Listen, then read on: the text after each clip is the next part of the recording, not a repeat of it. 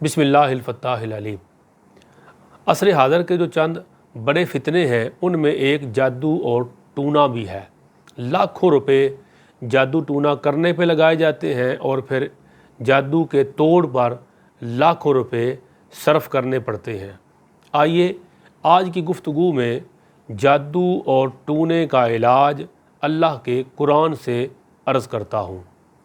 قرآن کریم برہان رشید کی جو آخری دو صورتیں ہیں، سورۃ الفلق اور سورۃ الناس، جنہیں معوذتین بھی کہتے ہیں، یہ دو صورتیں جادو کے توڑ کے لیے اللہ رب العزت نے نازل فرمائیں۔ یہ صورتیں کب نازل ہوئیں؟ آج کی اس گفتگو میں وہ عرض کرنا چاہتا ہوں، یعنی ان دو صورتوں کا شان نزول جو علامہ علاء الدین علی بن محمد خازن رحمۃ اللہ تعالیٰ علیہ نے تفسیر خازن کے اندر لکھا۔ یہ دو صورتیں اس وقت نازل ہوئیں جب ایک یہودی کافر تھا لبید، اس نے اپنی بیٹیوں کے ساتھ مل کر حضور صلی اللہ تعالیٰ علیہ وآلہ وسلم پر جادو کیا۔ آقا علیہ الصلوۃ والسلام کے جسد اطہر پر اور ظاہری اعضاء پر اس جادو کا اثر ہوا، لیکن مصطفیٰ جان رحمت صلی اللہ تعالیٰ علیہ وسلم کا قلب اطہر، عقل مبارک اور حضور علیہ السلام کے اعتقادات اور نبوت و رسالت کے متعلقات پر جادو کا کوئی اثر نہ ہوا۔ حضور صلی اللہ تعالیٰ علیہ وسلم کو اس جادو کی وجہ سے چند دن جسمانی تکلیف رہی، ایک روایت میں آتا ہے 3 دن تکلیف رہی۔ پھر حضرت جبریل علیہ السلام اللہ رب العزت کی طرف سے حاضر ہوئے اور حضور صلی اللہ تعالیٰ علیہ وآلہ وسلم کو بتایا گیا کہ فلاں کافر نے، یہودی نے آپ پر جادو کیا ہے،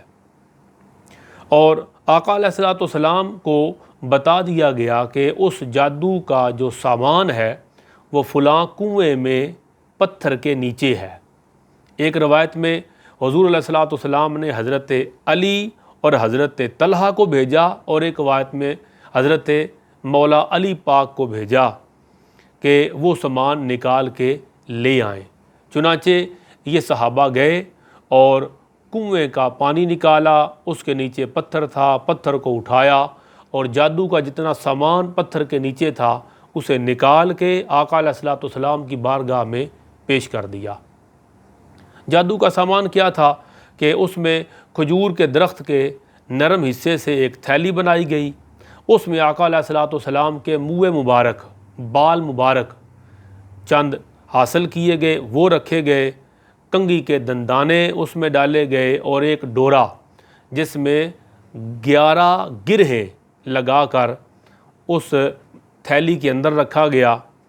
ایک موم کا پتلا جس میں 11 سوئیاں چبھی ہوئی تھیں وہ بھی اس سامان کے اندر موجود تھا۔ یہ جادو کا سامان پتھر کے نیچے سے برآمد ہوا، جسے مولا علی پاک حضور علیہ الصلوۃ والسلام کی بارگاہ میں لے آئے۔ جب سرکار کو پیش کیا، اللہ رب العزت نے یہ دو صورتیں نازل فرمائیں، سورۃ الفلق، سورۃ الناس، قرآن کریم کی آخری دو صورتیں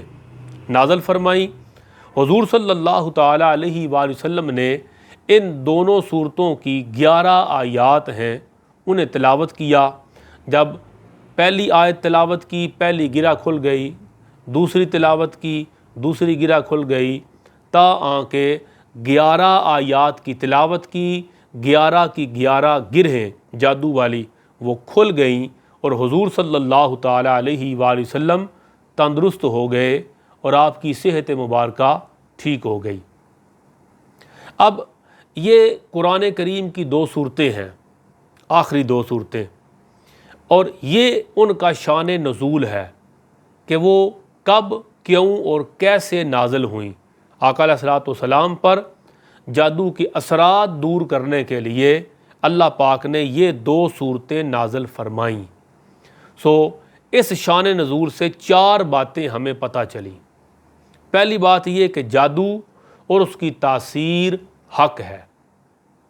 یعنی کوئی بندہ جادو کا انکار نہیں کر سکتا کہ یہ اللہ کے قرآن سے ثابت ہے، جادو کے اثرات اور تاثیر کا کوئی انکار نہیں کر سکتا کہ یہ اللہ کے قرآن سے ثابت ہے۔ تو جادو حق ہے، اس کی تاثیر حق ہے، پہلی بات یہ پتہ چلی۔ اور دوسری بات یہ پتہ چلی کہ اللہ کے نبی کے جسم پر بھی جادو کا اثر ہو سکتا ہے، جیسے تلوار، تیر اور نیزے کا اثر اللہ کے پیغمبر کے جسد اقدس پر ہوتا ہے، اسی طرح جادو کا اثر بھی اللہ کے پیغمبر علیہ السلام کے جسد اطہر پر ہو سکتا ہے، اور جادو کا یہ اثر شان نبوت اور رسالت کے خلاف نہیں ہوتا۔ ہاں، جادو کا ایسا اثر اللہ کے پیغمبر، نبی اور رسول کے جسد اطہر پر نہیں ہو سکتا کہ جس سے نبوت اور رسالت کے جو متعلقہ امور ہیں ان میں خلل واقع ہو، یا اللہ کے نبی کے قلب اطہر پر اثر ہو، یا عقل مبارک پر اثر ہو، یا اللہ کے پیغمبر کے اعتقادات پر کوئی اثر آئے۔ وہ اثر تو نہیں ہوتا جادو کا، نہ ہو سکتا ہے، مگر نبوت اور رسالت کے نبی پاک کے جو جسد اطہر ہے اس پر اس کے اثرات ممکن ہیں۔ تیسری بات یہ پتہ چلی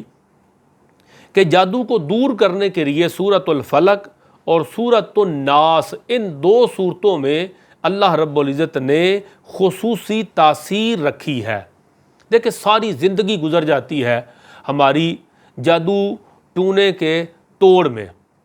ایک تو ایسے ہی بدگمانی ہوتی ہے کہ شاید ہمارے اوپر فلاں نے جادو کر دیا، فلاں نے جادو کر دیا،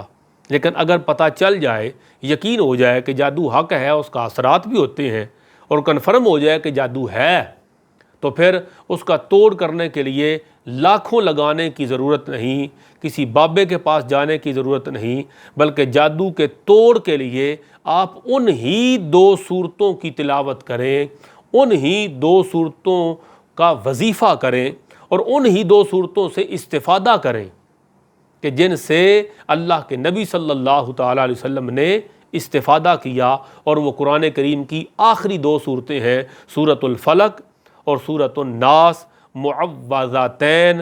ان دو صورتوں کی تلاوت کرنے سے جادو کے اثرات ختم ہو سکتے ہیں۔ اور چوتھی اور آخری بات جو اس شان نزول سے ہمیں معلوم ہوئی وہ یہ کہ جادو ٹونا، عملیات اور بیماریوں کے اثرات زائل کرنے کے لیے اللہ کے قرآن کو پڑھا جا سکتا ہے، پڑھ کے دم کیا جا سکتا ہے، پڑھ کے پھونک ماری جا سکتی ہے، جیسے سورۃ الفاتحہ کے بارے میں بخاری شریف میں آتا ہے کہ صحابی نے پھونک مارا اور وہ سردار کو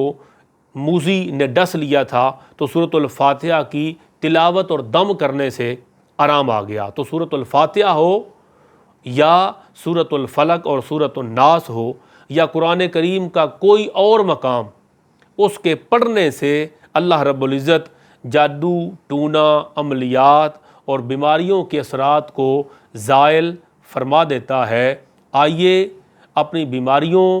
اور اپنی پریشانیوں کا علاج اللہ کے قرآن سے کریں یا پیارے مصطفیٰ پاک صلی اللہ تعالیٰ علیہ وآلہ وسلم کے فرمان سے کریں۔ اللہ رب العزت ہمارے مصیبتیں، پریشانیاں اور دکھوں کو دور فرما کر امت مسلمہ کو آسانیاں نصیب فرمائے، آمین یا رب العالمین۔